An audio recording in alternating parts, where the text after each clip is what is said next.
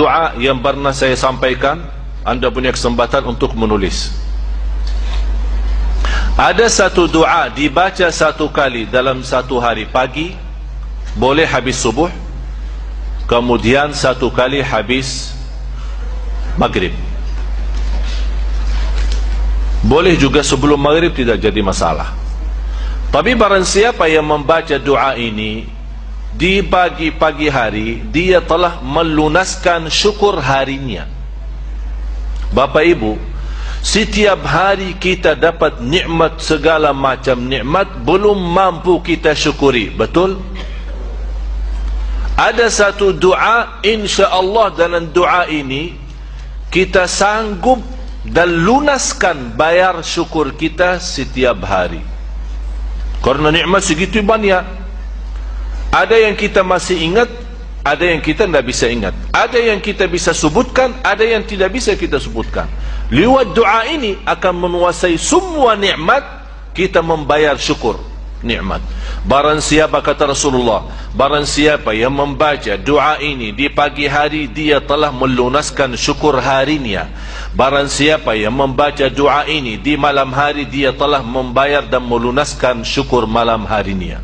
Berarti pagi hari atau malam hari kita bisa membayar doa atau membayar syukur kita kepada Allah SWT, supaya insya-Allah lama-lama menjadi hamba yang bersyukur. Doanya kira-kira jelas?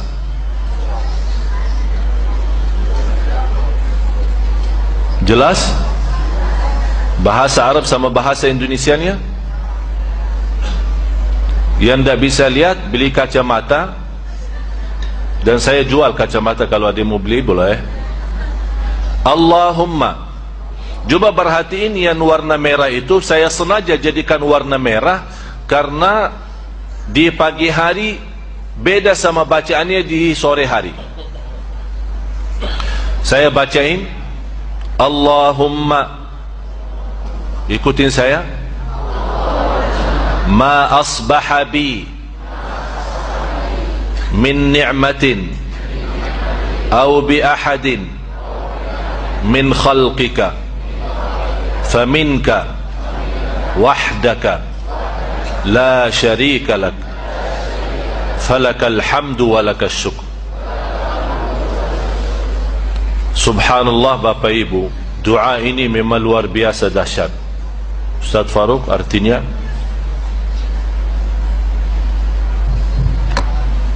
Ya Allah, pagi ini tidak ada nikmat yang ada padaku atau pada seorang pun dari makhlukku kecuali darimu semata. Tidak ada sekutu bagimu, maka berimulah segala puji dan syukur. Kemudian kalau dibaca di sore hari diganti ma asbaha bi, dijadikan Allahumma ma amsa bi. Sudah jelas? Belum selesai tulisannya?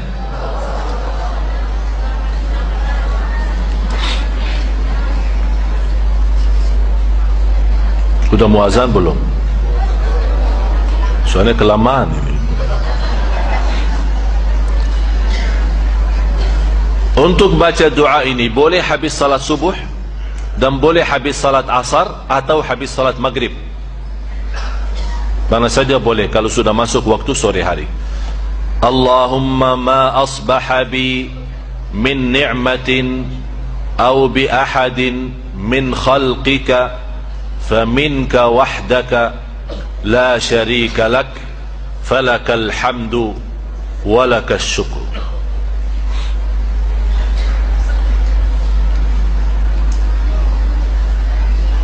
Terus yang kedua, ya tulis bahasa Latinnya saja. Tuliskan bahasa Latinnya saja. Ya, saya akan bacakan sekali, tuliskan bahasa Latinnya. Allahumma.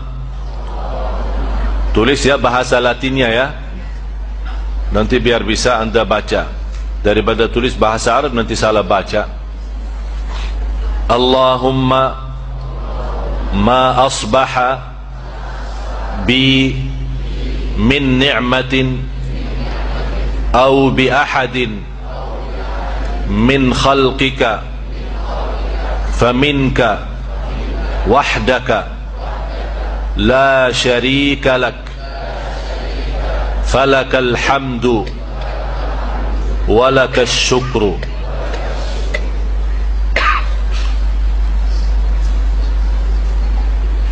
Terus kalau sore hari diganti Allahumma ma asbaha bi, jadi Allahumma ma amsa bi. Kemudian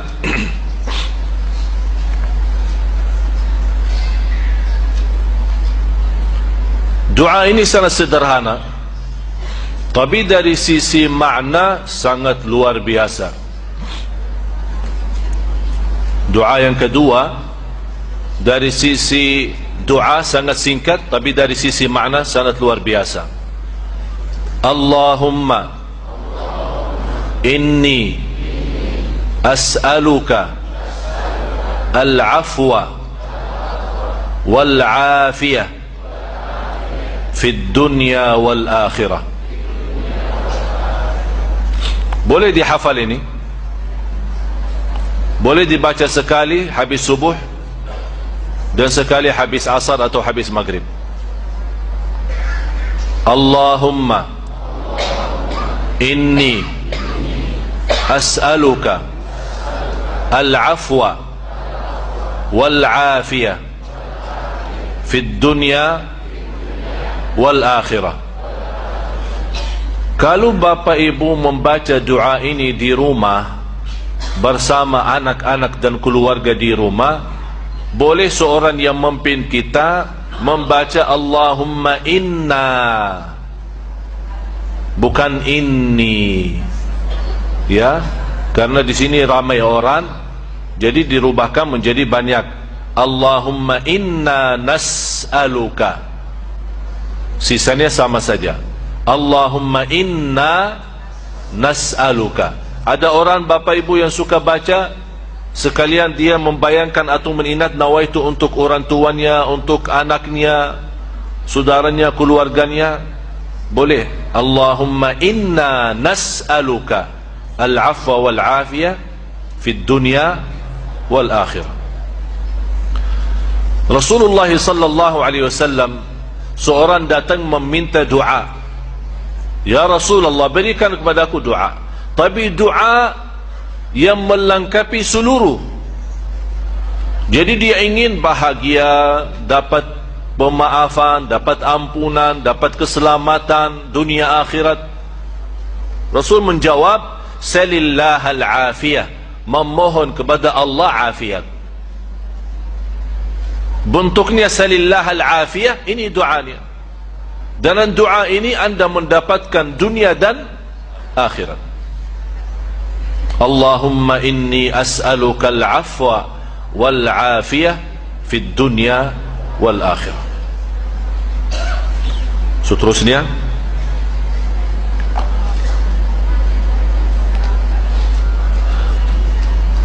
ini doa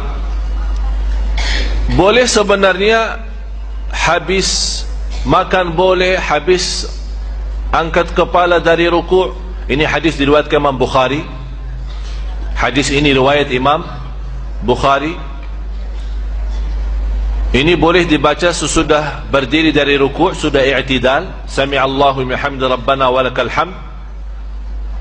Boleh juga dibaca misal habis makan, habis minum. Karena habis makan minum kan kita bilang alhamdulillah kan, habis bersin kita bilang alhamdulillah. Jadi boleh anda melanjuti alhamdulillahi hamdan kathiran tayyiban mubarakan fihi kama yuhibbu rabbuna wa yarda. Ada riwayat lain ditambah dengan ini mubarakan fihi mubarakan alaihi kama yuhibbu rabbuna wa yarda.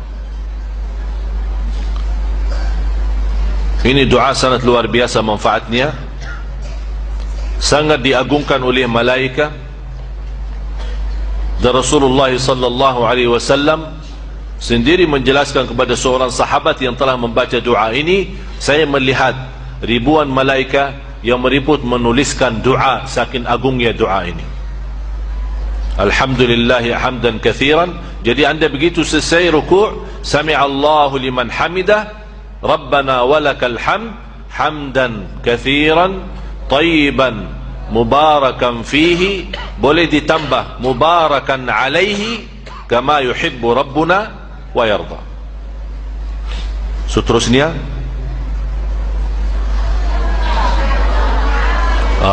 mana ba'nya ini? Salah ketik ya? Belum tulis doa tadi ya? Astaghfirullah. Taubat, taubat, taubat. Ini baru HP-nya bermanfaat daripada foto sama saya. Foto aja doanya. Cek-cek foto, jelaskan foto ini dari mana-mana bisa difoto. Nanti juga minta bantuan Sunda Kelapa dikopikan flash disknya. Yang bawa flash disknya atau bawa ini bisa dikopi, dipindahin, silahkan, boleh. Tinggal bayar 5 rial dah apa-apa, cukup. Alhamdulillahi hamdan, sama-sama. Alhamdulillah hamdan kathiran tayyiban mubarakan fihi mubarakan alaihi kama yuhibbu rabbuna wa yarda. Bacain artinya Ustaz Farouk. Segala puji hanya bagi Allah, puji-pujian yang banyak, baik penuh barokah di dalamnya, sebagaimana Allah menyukai dan meridhai. Seorang yang sudah sampai usia 40 tahun, maka Allah mengingatkan ia untuk menyiapkan 5 bekal utama sebelum dia kembali pada Allah Subhanahu wa taala. Hati-hati yang sudah sampai 40 tahun, jika anda belum memiliki satu di antara 5 ini, anda mesti khawatir. Karena ini peringatan dari Al-Quran. Baik, 1. Qala rabbi auzi'ni an ashkura ni'mataka allati an'amta 'alayya wa 'ala walidayya. Amanat pertama, kata Allah, dia mesti memperbanyak doa kepada Allah Subhanahu wa taala agar dibimbing. Banyak doa agar dibimbing mensyukuri nikmat hidup, plus bisa meningkatkan bakti pada orang tua. 1. Rabbi auzi'ni an ashkura ni'mataka allati an'amta 'alayya wa 'ala walidayya. Perhatikan baik-baik. Ya Allah, mohon bimbing saya untuk selalu bisa mensyukuri segala nikmat yang telah Engkau berikan pada saya sekarang, 1, dan pada kedua orang tua saya. Baik, jadi kalau sudah sampai usia 40 tahun, pertama, anda memohon doa kepada Allah untuk dibimbing terus bersyukur kepada Allah. Ini yang mau saya tegaskan. Lihat baik-baik. Apa itu syukur? Tidak ada makna lain dari syukur yang tertuang dalam Al-Quran dan hadis kecuali ungkapan kebahagiaan atas nikmat yang Allah berikan kepada kita dengan cara menggunakan nikmat itu sesuai dengan fungsi yang telah Allah tetapkan. Misal, kita akan bersyukur dengan nikmat penglihatan mata. Anda diberikan 40 tahun dalam hidup, mata masih bisa melihat. Bagaimana mensyukuri nikmat mata?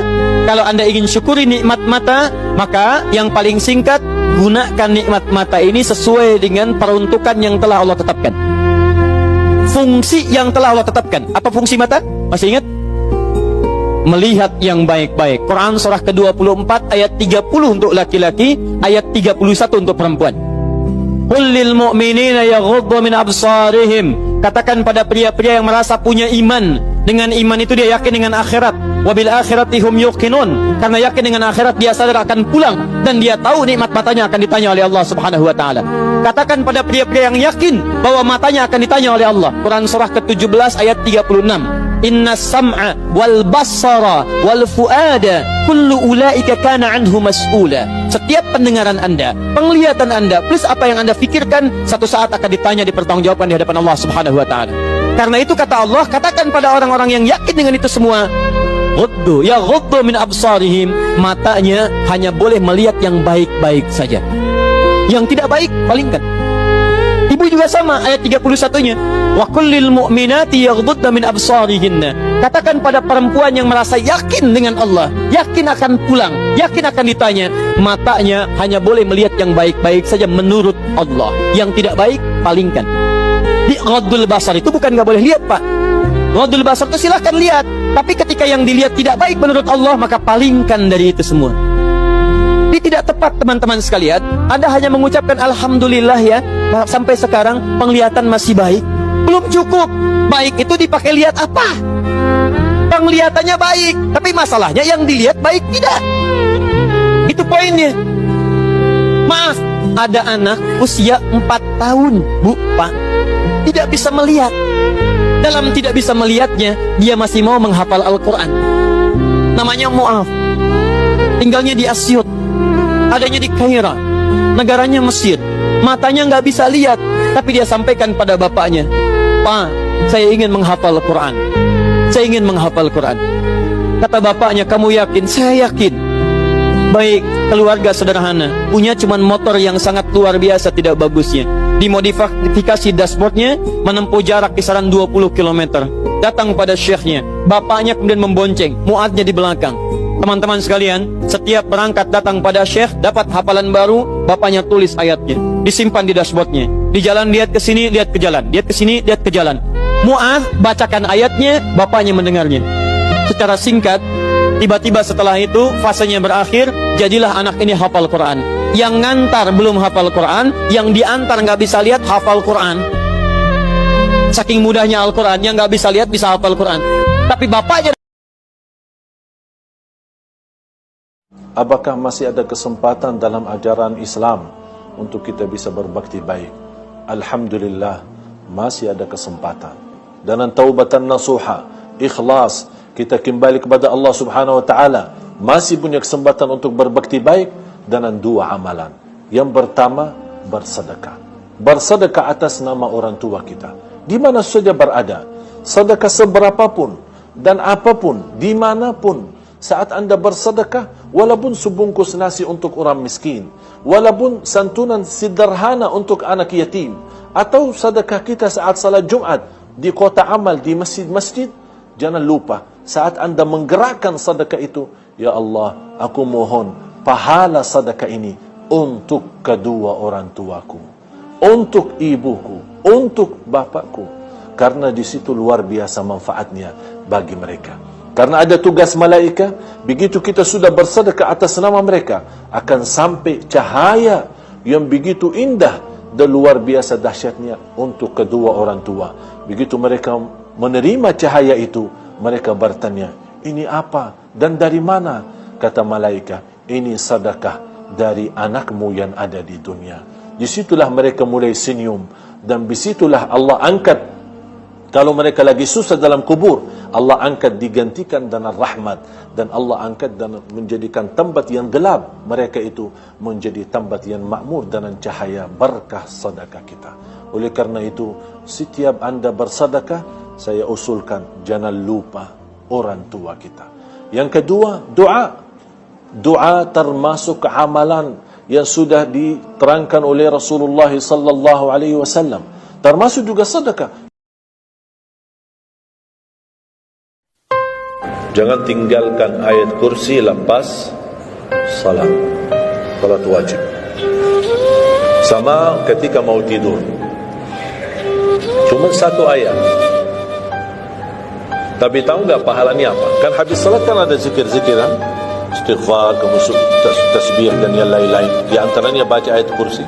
Tahu nggak pahalanya apa? Ada yang pernah baca pahalanya apa? Barang siapa yang membaca ayat Al-Kursi setiap habis salat fardu, laisa bainahu wa bainal jannati illa an yamut. Tidak ada sesuatu yang mampu menghalanginya masuk surga kecuali menunggu mati. Cuma baca ayat Kursi. Dan ketika mau tidur. Ini ada sebuah amalan yang sangat-sangat luar biasa manfaatnya, dan diriwayatkan Imam Bukhari di sahihnya. Rasulullah SAW bersabda, "Man ta'arra minal lail." Barang siapa yang bangun malam hari, ya apapun alasannya bangun malam hari, mungkin karena membuang air, karena haus, berbaling dari kanan ke kiri atau kiri ke kanan, kemudian kita bangun sebentar, sadar. Ini ada satu amalan sebelum lanjut tidur lagi. Amalan yang begitu luar biasa. Rasulullah SAW bersabda, "Man ta'arra minal laili thaqala." Ketika bangun malam hari dan kemudian dia mengucapkan, "La ilaha illallah wahdahu la syarikalah, lahul mulk wa lahul hamd, wa huwa ala kulli syai'in qadir. Subhanallah walhamdulillah wa la ilaha illallah wallahu akbar wa la hawla wa la quwwata illa billah. Allahumma ghafir li." Barang siapa yang baca ini, kata SAW, diampuni Allah segala dosanya. Kemudian kalau dia berkenan berdoa, artinya habis dia berkata Allahumma ghafir li, dia angkat tangan dan berkenan berdoa, dikabulkan doanya. Kalau dia berkenan lagi ambil air wudu dan salat walaupun 2 rakaat, dikabulkan salatnya. Luar biasa. Diampuni segala dosanya. Kalau berdoa diampuni dan diterima doanya. Kalau dia wudu dan salat, diterima salatnya. Itu sudah amalan yang pasti meyakinkan. Oleh karena itu para jamaah sekalian, paling tidak, kalau tidak sanggup karena ngantuk sekali, belum bisa berdoa atau belum bisa salat walaupun 2 rakaat, silahkan baca zikir ini. InsyaAllah sangat bermanfaat.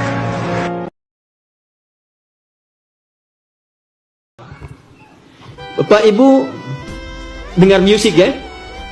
Tadi ada musik ya? Ada nyanyi kan? Apa hukumnya musik? Wah, ini rame ya. Beberapa tempat gara-gara musik, suami istri bisa nggak tegur sapa itu. Ya? Kawan jadi tak kenal lagi deh. Musik itu asalnya juga dari tradisi jahiliyah. Ada tradisinya. Ya. Mulanya dari syair. Syair disebut syair, Datuk juga di bahasa Arab, saya spesialisasi juga di bahasa Arab. Syair disebut syair kalau dia memenuhi 4 unsur. Di antara 4 unsur ini ada musik. Ya, al-fasahah, al-khayal, kemudian nanti uslub, yang keempat adalah musik. Ya, musik. Ada musiknya. Nanti punya mereka 16 rumus. Disebut dengan bahr di ilmu arud. Misal, ada rumus namanya tawil. Tawilun lahudun al-buhuri fadailun, fa'ulun mafa'ilu, fa'ulun mafa'ilu. Kifa dhikra min dhikri habibin wa manzili, bisaqtili wa bainad dakhuli fahawmali. Contoh rajaz. Mustaf'ilun, mustaf'ilun, mustaf'ilun, mustaf'ilun, mustaf'ilun, mustaf'ilun. Sautus safiril bulbuli, hayyaja qalbi thamili. Al-ma'u wa dhahru ma'a ma zahri lahdul muqali. Fa anta ya sayyidi wa sayyidi wa mawlani. Fakam tajummuni ghazayyinun aqayqali. Kataftuhu nadatin al fi'li hadha ar-rajuli. Faqala la la la la faqad ghada muharwili. Wal walad wali wali ya wailadi. Fakultu la tuwalwili fabayinul lu'lu'ali. Qalat tawhina kaza'in zabajidun muqali. Kahatan kakailali tabtabuli. Coba ulangi. Madid. Mufa'alatun mufa'alatun fa'ilatun. Tala'al badru alaina min thaniyatil. Itu asalnya qasidah. Rumusnya madid. Ada 16 rumus yang dipraktikkan di era Nabi, di masa jahiliyah. Itu bentuknya banyak. Misal, ada orang bikin qasidah, bikin puisi untuk berzina, namanya ghazal. Jadi dia bikin rayuan-rayuan lewat puisi supaya bisa berzina dengan orang lain. Ada lagi khamariyat, bikin puisi untuk mabuk. Ya, jadi supaya senang menikmati minuman keras. Di zaman jahiliyah itu pemabuk amatir itu minumnya 5 kali dalam sehari. Itu yang amatir. Jadi kalau baru minum 2 kali, itu baru mulai saja coba-coba itu ya. Itu kalau untuk menarik dia mabuk, ada namanya khamariyat. Sehingga apa yang terjadi? Begitu mereka mabuk menggunakan syair dan bernuansa musik, maka dicela oleh Quran. Ada celaannya. Wasyu'ara'u yattabi'uhumul ghawun alam tara annahum fi kulli wadin yahimun. Hei, para penyair, pujangga, pemusik itu, kebanyakan mereka tidak bermanfaat waktunya. Datang ke lembah-lembah cari inspirasi, tapi hasilnya berbuat maksiat. Maka turunlah ayat tentang para pujangga, para pemusik. Tapi sisi lain, ternyata ketika Nabi dicela dengan musik, ada orang bikin syair pakai musik, dibela oleh sahabat Nabi, namanya Hasan bin Thabit. Maka Nabi punya pemusik, punya penyair di samping Nabi, yang membela Nabi. Dan ketika membela Nabi, turunlah ayat, illalladzina amanu wa amilus salihat, kecuali yang musiknya diarahkan kepada amal saleh dan nilai-nilai kebaikan. Maka para ulama menyimpulkan dari tradisi ini, musik berkembang dibagi dua bagian. Jika ada yang berkaitan dengan nilai kebaikan, membawa syiar-syiar kemuliaan, tidak berlebihan, tidak memberikan dampak maksiat, maka diperkenankan dengan batas-batas tertentu. Tapi kalau membawa kepada hanyut sesuatu sehingga lupa dengan kebaikan, dia bisa makruh sampai dengan haram, sehingga ada ulama menempatkan musik seperti hukum nikah.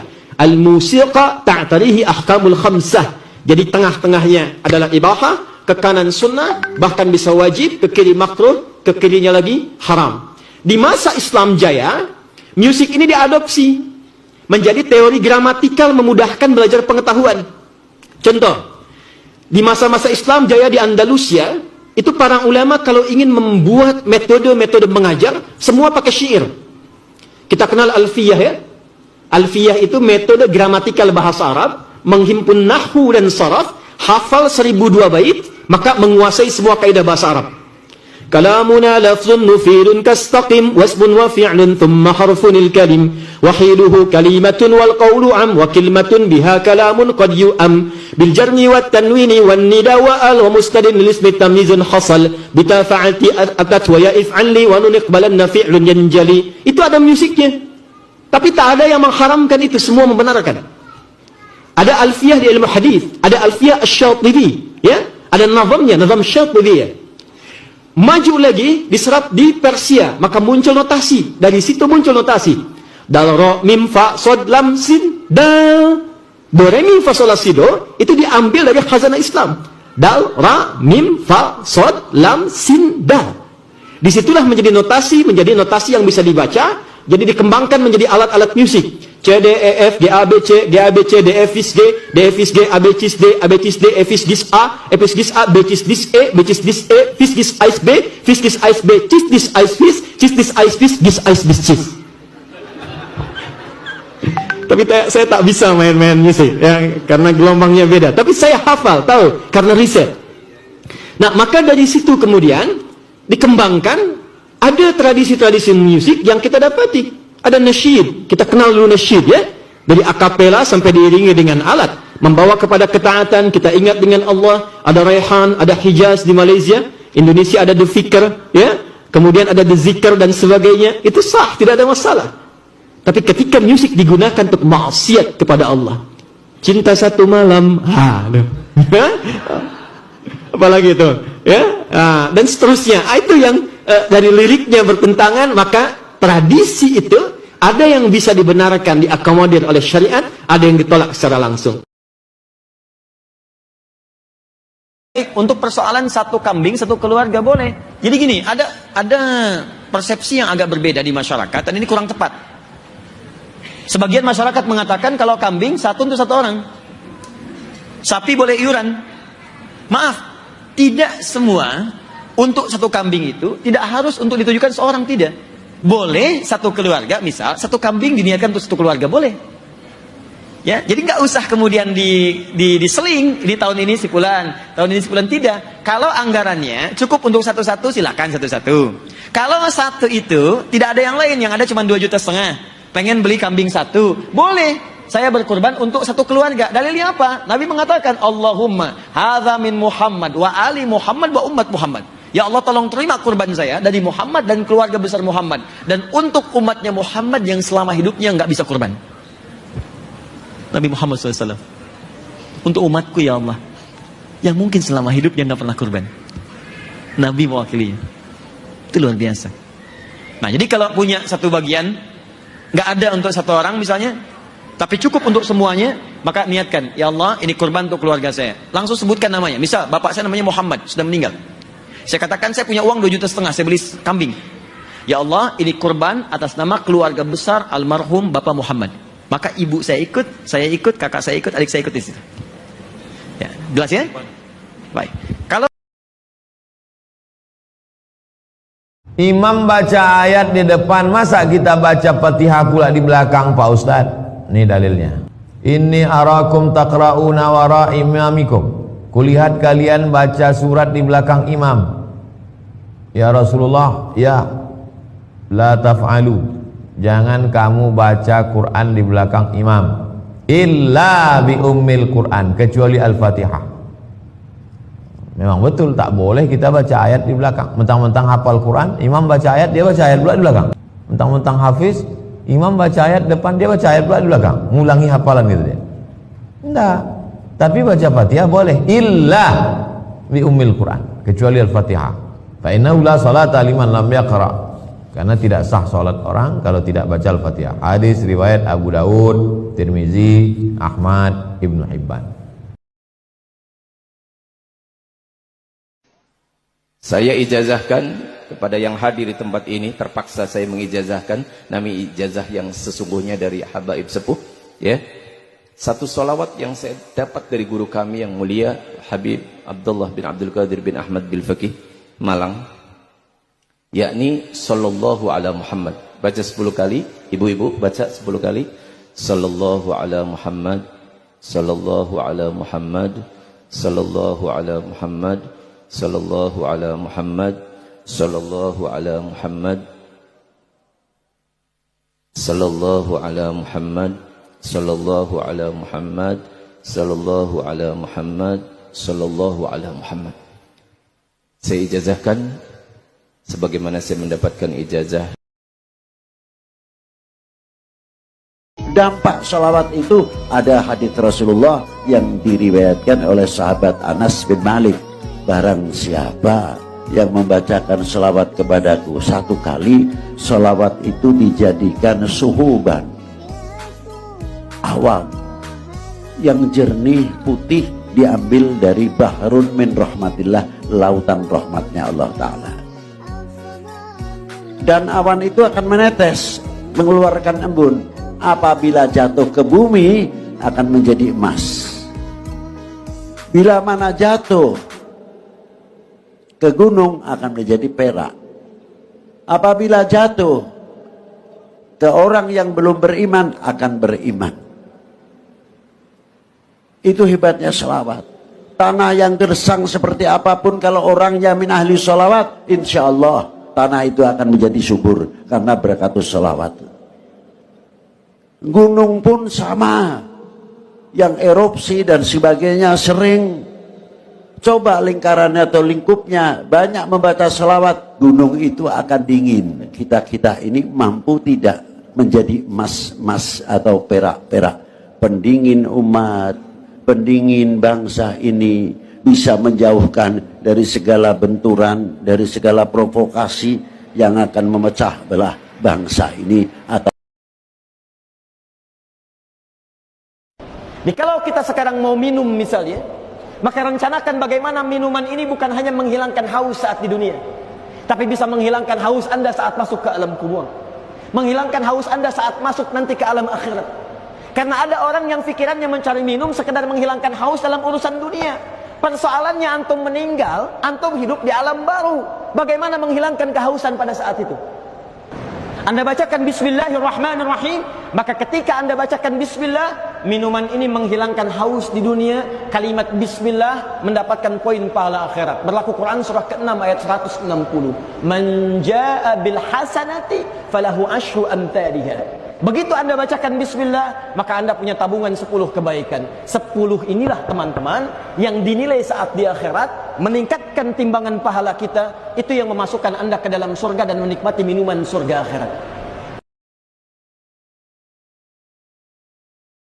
Guys, kalian tahu nggak, Nabi melarang kita melakukan 3 hal ini dalam sholat karena justru dapat menggiring kita ke neraka. Jangan di skip ya guys videonya, karena ini ilmu sangat penting banget. Yang pertama, anjing. Yang dimaksud dalam hal ini, ketika kita sujud jangan pernah kita meletakkan siku kita rapat ke lantai atau sajadah guys, karena itu menyerupai anjing. Yang kedua, burung mematuk. Yang dimaksud dengan hal ini adalah ketika kita memindahkan gerakan sholat, jangan dilakukan secara cepat guys. Contohnya, bila kita sujud terlalu cepat maka akan seperti burung yang sedang mematuk. Yang ketiga, unta sedang berbangun. Yang dimaksud dengan hal ini adalah ketika kita bangun dari sujud, jangan dahulukan punggung terlebih dahulu ya guys yang bangun, karena itu menyerupai seperti unta yang sedang ingin bangun. Hayo coba jujur, di antara ketiga hal itu mana nih yang pernah kalian lakukan tanpa kalian sadari? Coba Allah Subhanahu wa ta'ala berfirman, "Wahai anak Adam, sungguh jangan kamu meninggalkan 4 rakaat di awal siang, maka akan aku cukupkan di akhir siangnya." Jami'us Saghir, juz 2, halaman 81. Dan zikir apakah yang wajib kita baca setelah melaksanakan sholat duha, agar rezeki kita dimudahkan dan dilancarkan, juga dikeluarkan oleh Allah Subhanahu wa ta'ala, dan segala permasalahan yang kita hadapi dimudahkan dan diringankan serta mendapatkan pertolongan dari Allah Subhanahu wa ta'ala, yaitu membaca kalimat zikir istighfar, Astaghfirullahaladzim, Astaghfirullahaladzim, Astaghfirullahaladzim, dibaca sebanyak 33 kali.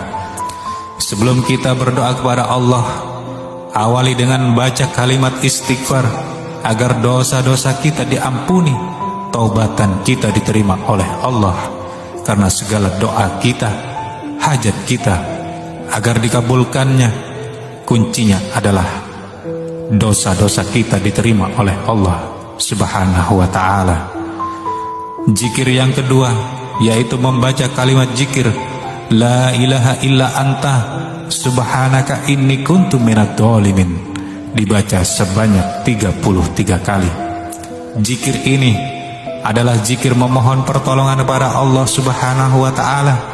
Barang siapa yang membaca kalimat zikir ini, maka apa segala kesusahan, kesulitan apa saja yang kita hadapi akan dapat pertolongan dari Allah Subhanahu wa ta'ala.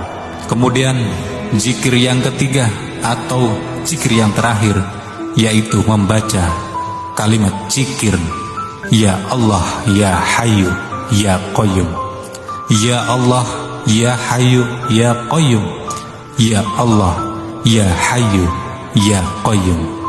Barang siapa yang selalu membaca kalimat zikir yang mengandung arti selalu mengagungkan nama-nama Allah, maka apa segala keinginannya akan dikabulkan, akan mendapatkan ridho dari Allah Subhanahu wa ta'ala. Lakukanlah sholat duha dan baca zikir ini dengan penuh keistiqomahan dan keyakinan pada Allah Subhanahu wa ta'ala, maka apa segala hajat, keinginan dan doa kita, rizki kita akan dilancarkan, akan diperluas oleh Allah Subhanahu. Astaghfirullah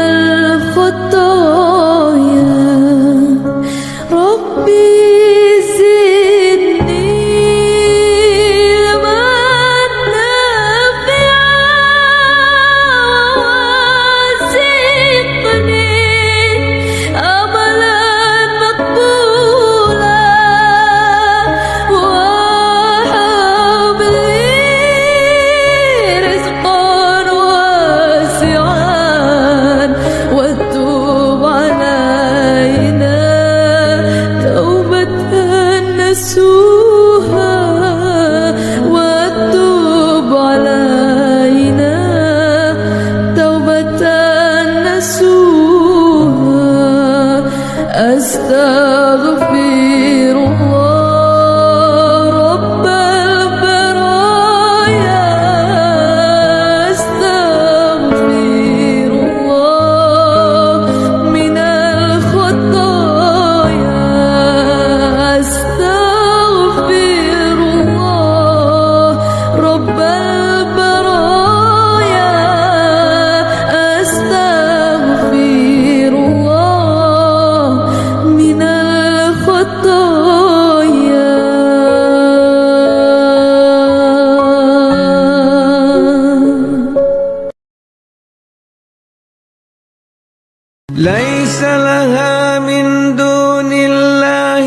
كاشفة ليس لها من دون الله كاشفة ليس لها من دون الله كاشفة ليس لها من دون الله كاشفة لا إله إلا الله الملك الحق المبين محمد رسول الله صادق الوعد.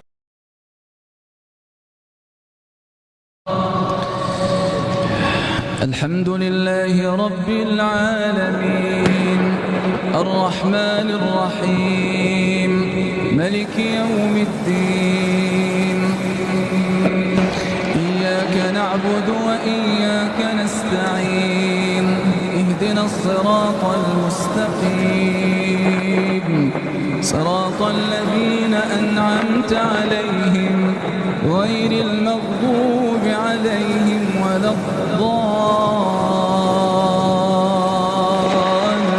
الضالين آمين. ولا تحسبن الله غافلا عما يعمل الظالمون إنما يؤخرهم ليوم تشخص فيه الأبصار مهطعين مقنعي رؤوسهم لا يرتد إليهم طرفهم وأفئدتهم هواء ولا تحسبن الله غافلا عما يعمل الظالمون إنما يؤخرهم ليوم تشخص فيه الأبصار مهطعين مقنعي رؤوسهم لا يرتد إليهم طرفهم وأفئدتهم هواء وأنذر الناس يوم ياتيهم العذاب فيقول الذين ظلموا ربنا لولا أخرتنا فيقول الذين ظلموا ربنا أخرنا إلى أجل قريب نجب دعوتك ونتبع الرسل أولم تكونوا أقسمتم من قبل ما لكم من زوال وسكنتم في مساكن الذين ظلموا أنفسهم وتبين لكم كيف فعلنا بهم وضربنا لكم الأمثال وقد مكروا مكرهم وعند الله مكرهم وإن كان مكرهم لتزول منه الجبال فلا تحسبن الله مخلف وعده رسله إن الله عزيز ذو انتقام يوم تبدل الأرض غير الأرض والسماوات وبرزوا لله الواحد القهار وبرزوا لله الواحد القهار وترى المجرمين يومئذ مقرنين في الأصفاد سرابيلهم من قطران وتغشى وجوههم النار ليجزي الله كل نفس ما كسبت إن الله سريع الحساب هذا بلاغ للناس ولينذروا به وليعلموا أنما هو إله واحد وليذكر أولو الألباب الحمد لله رب العالمين الرحمن الرحيم ملك يوم الدين إياك نعبد وإياك نستعين اهدنا الصراط المستقيم صراط الذين أنعمت عليهم غير المغضوب عليهم ولا الضالين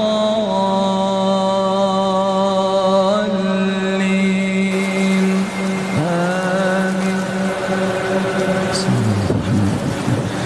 ألف لام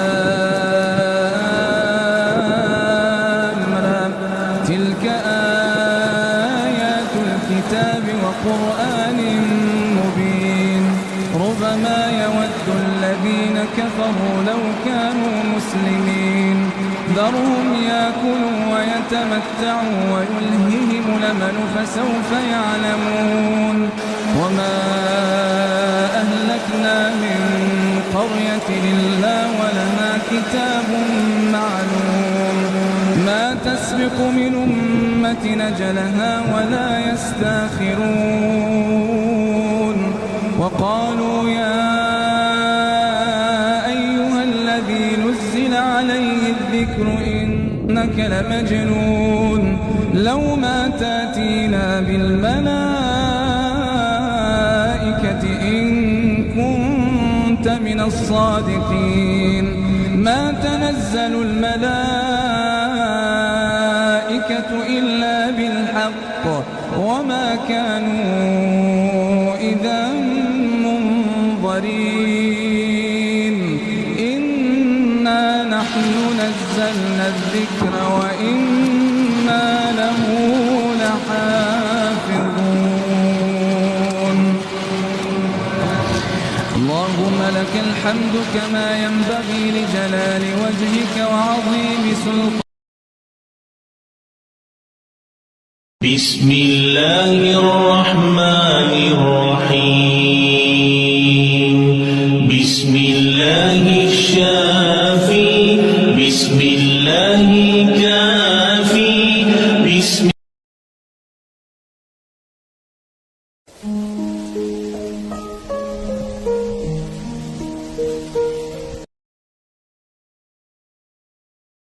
Assalamualaikum warahmatullahi wabarakatuh. Membaca Al-Quran sendiri nanti kalau salah berdosa atau tidak, sampai paham.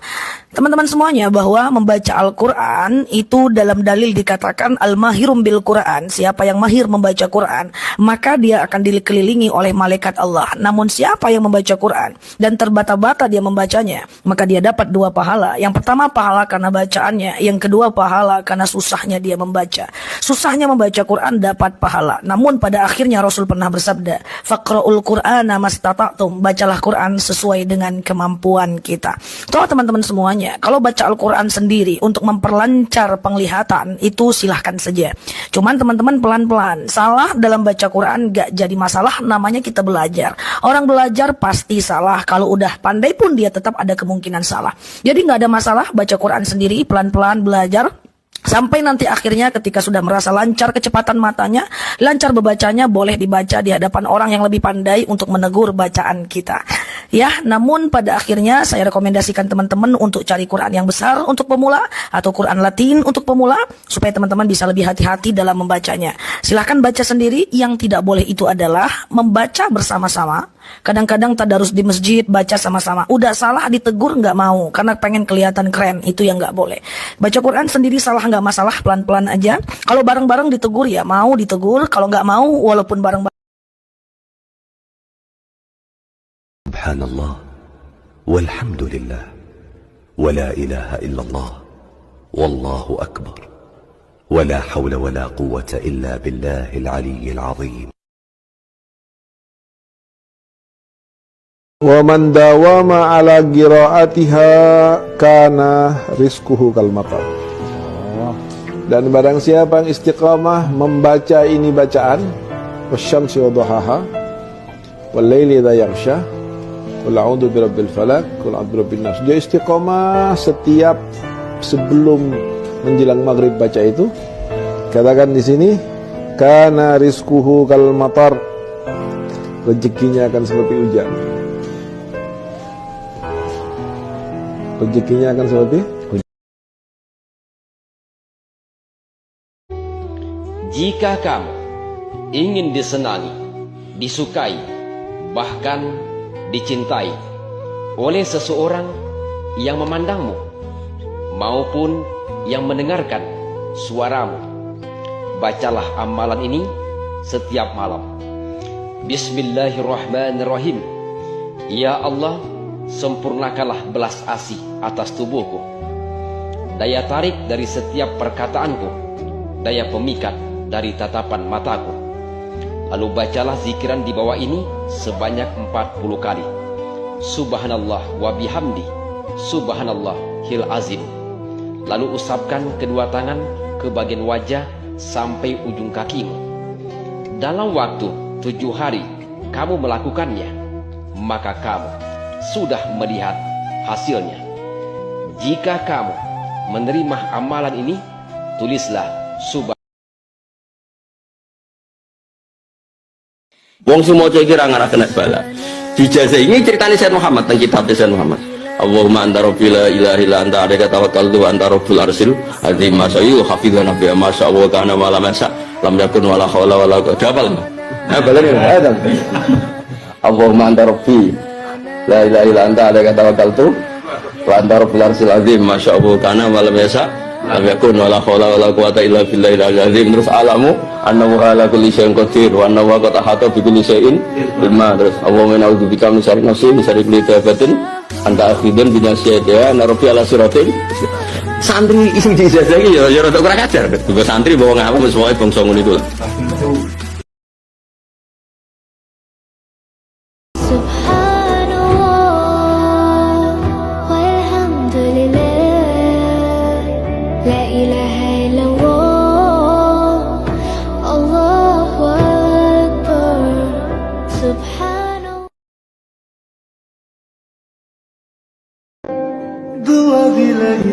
La ilaha illallah wahdahu la syarikalah, lahul mulku wa lahul hamdu, yuhyi wa yumit wa huwa ala kulli syai'in qadir.